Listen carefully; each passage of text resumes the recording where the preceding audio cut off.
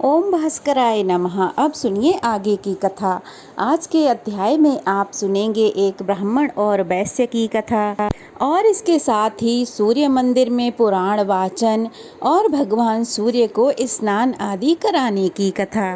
फिर ब्रह्मा जी कहने लगे, हे दिन दिन, अब मैं तुम्हें पितामह और कार्तिकेय का एक आख्यान सुना रहा हूँ जो पुण्यदायक, पाप नाशक और कल्याणकारी है। एक बार सभी लोकों के रचयिता पितामह सुख पूर्वक बैठे हुए थे। उनके पास श्रद्धा भक्ति से समन्वित होकर कार्तिकेय ने आकर प्रणाम किया और कहने लगे, विभो, आज मैं दिवाकर भगवान सूर्य का दर्शन करने के लिए गया था। प्रदक्षिणा करके उनकी पूजा की तथा मस्तक झुकाकर उन्हें प्रणाम किया। फिर मैं वहीं बैठ गया। वहाँ पर मैंने एक आश्चर्य की बात देखी। स्वर्ण जड़ित छोटी छोटी घंटियों से युक्त, श्रेष्ठ मैदुर आदि मणियों और मुक्ताओं से सुशोभित एक विमान से आते हुए पुरुष को देखकर भगवान सूर्य सहसा ही अपने आसन से उठकर खड़े हो गए। उन्होंने सामने आए उस पुरुष को अपने दाहिने हाथ से पकड़कर अपने सामने बिठाया। फिर उसके सिर को सूंघा तथा उसका पूजन किया। फिर अपने समीप बैठे उस पुरुष से भगवान सूर्य कहने लगे, हे भद्र, आपका स्वागत है। आपका हम सब पर बड़ा प्रेम है। आपने बहुत आदर दिया है। जब तक महाप्रलय नहीं होता तब तक आप सदा मेरे समीप रहें। उसके पश्चात उस स्थान को जाएं जहां ब्रह्मा जी स्वयं स्थित हैं। इसी बीच भगवान सूर्य के समक्ष एक श्रेष्ठ विमान पर आसीन दूसरा पुरुष आया। उसका भी सूर्य भगवान ने ठीक उसी प्रकार स्वागत किया और विनम्र भाव से उसे भी अपने समीप बिठाया। हे देव शार्दूल, भगवान सूर्य के द्वारा उन दो पुरुषों की गई पूजा देखकर मेरे मन में बड़ा कौतूहल हो गया। अतः मैंने तब भगवान भास्कर से पूछा, हे देव, जो मनुष्य पहले आपके पास आया है और आपने उसे अधिक संतुष्ट किया है, इसने ऐसा कौन सा पुण्य कर्म किया है जो स्वयं आपने इसकी पूजा की है? इस विषय को लेकर मेरे हृदय में कौतूहल उत्पन्न हो गया है। उसी प्रकार आपने दूसरे मनुष्य की भी पूजा की है। ये दोनों उत्तम कर्म करने वाले श्रेष्ठ मनुष्य हैं।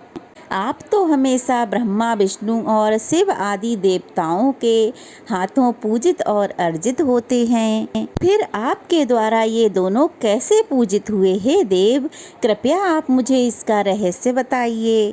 भगवान सूर्य कहने लगे, महामते, आपने इनके कर्म के विषय में बहुत ही उत्तम बात पूछी है, जिस कारण से यह मेरे पास आए हैं। अब आप भी उसे सुनिए। पृथ्वी तल पर अयोध्या नाम की एक श्रेष्ठ नगरी है जो मेरे अंश से उत्पन्न राजाओं द्वारा अभिरक्षित है। और उस अयोध्या नाम की नगरी में धनपाल नाम का श्रेष्ठ वैश्य रहता था। उस पुरी में उसने दिव्य सूर्य मंदिर बनवाया और बहुत से श्रेष्ठ ब्राह्मणों को बुलाकर उनकी पूजा की और फिर उनसे पुराण श्रवण कराने की प्रार्थना की और कहने लगे, हे प्रभु, इस मंदिर में ये चारों समूह पुराण श्रवण करने का इच्छुक है। अतः आप पुराण श्रवण कराइए, जिससे भगवान सूर्य मेरे लिए 7 जन्म तक वर देने वाले हों। आप 1 वर्ष तक मेरे दी हुई वृद्धि को ग्रहण कीजिए। उन्होंने वैश्य धनपाल के आग्रह को तुरंत ही स्वीकार कर लिया, परंतु 6 मास में ही वैश्य धनपाल काल धर्म को प्राप्त हो गया। हे कुमार, यह वही वैश्य है। मैंने इसे ही लाने को विमान भेजा था। पुण्य आख्यान को कहने और सुनने से जो पुण्य तुष्टि प्राप्त होती है, यह उसी का फल है।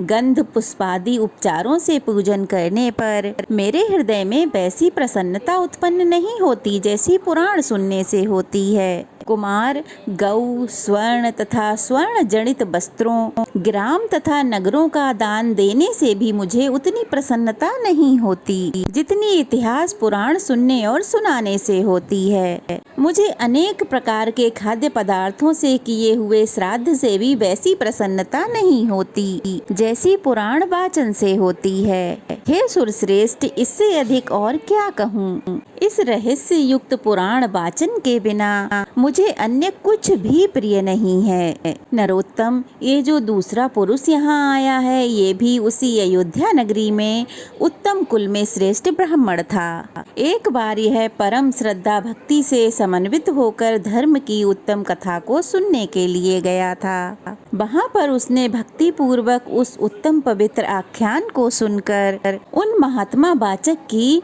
प्रदक्षिणा अर्थात परिक्रमा की। फिर यह ब्राह्मण उस वाचक को दक्षिणा में 1 मासा स्वर्ण दान देकर परम आनंदित हुआ। यही इसका पुण्य है। जो ये मेरे द्वारा सम्मानित हुआ है, यह उसी पुण्य कर्म का परिणाम है। श्रद्धा भक्ति से समन्वित होकर जो व्यक्ति वाचक की पूजा करता है, उसी से मैं भी पूजित हो जाता हूँ। जो मनुष्य अच्छे अच्छे भोज्य पदार्थों द्वारा वाचक को परितृप्त करता है, उसी से मेरी भी संतुष्टि हो जाती है। मेरी संतानें यम, यमी, सनी, मनु तथा तप्ती मुझे उतने प्रिय नहीं हैं, जितना प्रिय मुझे कथावाचक है। वाचक के संतुष्ट होने पर सभी देवता प्रसन्न हो जाते हैं, इसमें कोई संदेह नहीं, क्योंकि हे देव सेनापते, सबसे पहले संसार द्वारा पूजित जो मेरा मुख था, उसी मुख से संसार का कल्याण करने के निमित्त पुराण, इतिहास आदि ग्रंथ प्रकट हुए हैं। हे महामते, मुझे पुराण वेदों से भी अधिक प्रिय हैं, जो सेवा भाव से नित्य इन्हें सुनते हैं और वाचक को वृद्धि प्रदान करते हैं। वे परम पद प्राप्त करते हैं, सुब्रत, धर्म, अर्थ, काम और मोक्ष। पुरुषार्थ चतुर्थी की उत्तम व्याख्या के लिए मैंने यह इतिहास और पुराण बनाए हैं। वेदों का अर्थ अत्यंत दुर्जय है, इसलिए हे महामते, इनको जानने के लिए ही मैंने इतिहास पुराणों की रचना की है। जो मनुष्य प्रतिदिन पुराण श्रवण का उत्तम कार्य करवाता है, वह सूर्य देव से ज्ञान प्राप्त कर परम पद को प्राप्त कर लेता है। वाचक को जो दक्षिणा देता है, वह सूर्य देव के लोक को प्राप्त करता है। हे सुरश्रेष्ठ, इसमें आश्चर्य क्या है? जैसे देवताओं में देवराज इंद्र श्रेष्ठ हैं, शास्त्रों में वज्र श्रेष्ठ हैं, और जैसे तेजस्वियों में अग्नि और नदियों में सागर श्रेष्ठ माना गया है, वैसे ही सभी ब्राह्मणों में इतिहास पुराण वाचक ब्राह्मण श्रेष्ठ हैं। जो मनुष्य भक्ति पूर्वक पुराण वाचक का पूजन करता है, उसके इस कर्म द्वारा समस्त विश्व ही पूजित हो जाता है।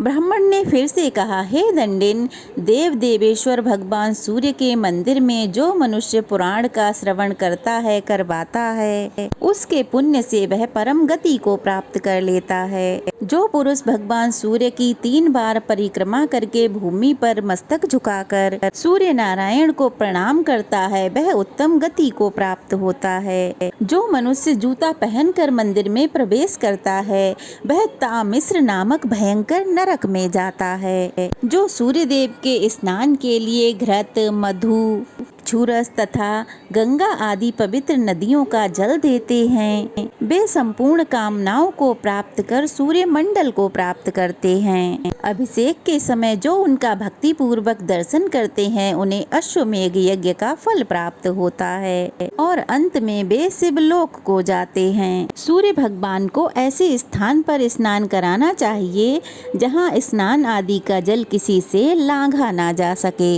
जल का लंघन हो जाने पर अश्व परिणाम होते हैं। अब जानिए सूर्य मंदिर के निर्माण का फल तथा यमराज का अपने दूतों को सूर्य भक्तों से दूर रहने का आदेश।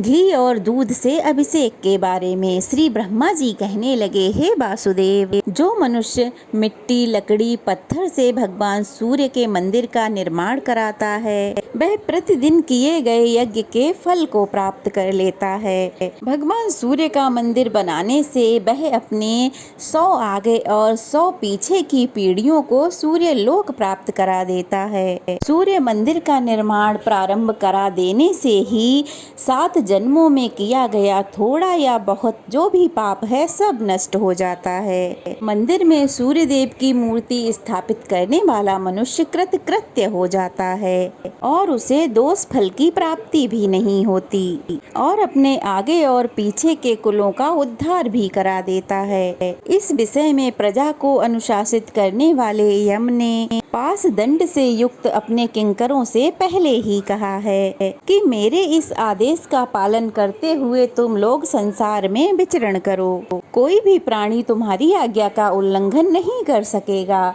संसार में सूर्य भगवान की उपासना करने वाले प्राणियों को तुम लोग छोड़ देना, क्योंकि उनके लिए यहाँ पर स्थान नहीं है। संसार में जो भी सूर्य भक्त हैं, जो सदा सूर्य की पूजा करते हैं और उनका मन सदा के लिए सूर्य देव में लगा हुआ है, उन्हें दूर से ही छोड़ देना। बैठते, उठते, चलते, पड़ते, गिरते जो भी भगवान सूर्य का नाम संकीर्तन करता है, वह भी हमारे लिए बहुत दूर से त्याज्य है। और जो भगवान भास्कर के लिए नित्य नैमित्तिक यज्ञ करते हैं, उन्हें तुम लोग दृष्टि उठाकर भी मत देखना। यदि तुम लोग ऐसा करोगे तो तुम लोगों की गति ही रुक जाएगी। जो पुष्प, धूप, सुगंधित वस्त्रों द्वारा उनकी पूजा करते हैं, उन्हें भी तुम मत पकड़ना, क्योंकि वे मेरे पिता के मित्र या आश्रित जन हैं। सूर्य नारायण के मंदिर में उपलेपन तथा सफाई करने वाले जो लोग हैं, उन्हें भी तुम छोड़ देना। जिसने सूर्य मंदिर का निर्माण कराया है, उसमें कुल में उत्पन्न हुआ पुरुष भी तुम्हारे लिए कुदृष्टि देखने योग्य नहीं है। जिन मनुष्यों ने भक्ति पूर्वक मेरे पिता की पूजा अर्चना की है, उनके कुल के सभी मनुष्यों को तुम दूर से ही छोड़ देना। महात्मा यम के द्वारा ऐसा आदेश दिए जाने पर भी एक बार भूल से यम किंकर उनकी आज्ञा का उल्लंघन करके राजा सत्रजीत के पास चले गए, परंतु सूर्य भक्त राजा सत्रजीत के तेज से वे सभी यम किंकर मूर्छित होकर पृथ्वी पर वैसे ही गिर पड़े, जैसे मूर्छित पक्षी पर्वत से धरती पर गिर पड़ता है। इस प्रकार जो भक्त भगवान सूर्य के मंदिर का निर्माण करता अथवा कराता है, वह सब प्रकार के यज्ञों का फल पा लेता है, क्योंकि भगवान सूर्य स्वयं ही संपूर्ण यज्ञमय हैं। श्री ब्रह्मा जी कहने लगे, सूर्य की प्रतिष्ठित प्रतिमा को जो घी से स्नान कराता है, वह अपनी सभी मनोकामनाओं को प्राप्त कर लेता है। कृष्ण पक्ष की अष्टमी के दिन सूर्य भगवान को जो घी से स्नान कराता है, उसे सभी पापों से छुटकारा प्राप्त हो जाता है। सप्तमी अथवा षष्ठी के दिन सूर्य नारायण को घी से स्नान कराने से सभी पाप नष्ट हो जाते हैं। संध्या काल में घी से स्नान कराने पर जाने अनजाने में किए गए सभी पाप दूर हो जाते हैं। सूर्य नारायण स्वयं ही यज्ञ स्वरूप हैं और संपूर्ण हव्य पदार्थों में घी ही हव्य पदार्थ है। इसीलिए उन दोनों का संगम होते ही सभी पाप नष्ट हो जाते हैं। सूर्य भगवान को दूध से स्नान कराने वाला मनुष्य 7 जन्मों तक सुखी, रोग रहित तथा धनवान होता है और अंत में दिव्य लोक में निवास करता है। जैसे दूध स्वच्छ होता है, रोग आदि से मुक्ति देने वाला होता है, वैसे ही दूध से स्नान कराने पर अज्ञान हटकर निर्मल ज्ञान प्राप्त होता है। दूध के स्नान से भगवान सूर्य प्रसन्न होकर सभी ग्रहों को अनुकूल करते हैं और सभी लोगों को पुष्टि और प्रीति प्रदान करते हैं। घी और दूध से तिमिर विनाशक भगवान सूर्य को स्नान कराने पर उनकी दृष्टि मात्र पड़ते ही मनुष्य सभी का प्रिय हो जाता है। जय श्री कृष्णा। आज की कथा यहीं समाप्त हुई। कैसी लगी कमेंट बॉक्स में बताइएगा। अच्छी लगी हो तो वीडियो को लाइक करके शेयर करें और अगर नए हैं तो प्लीज़ चैनल को सब्सक्राइब करें। राधे राधे।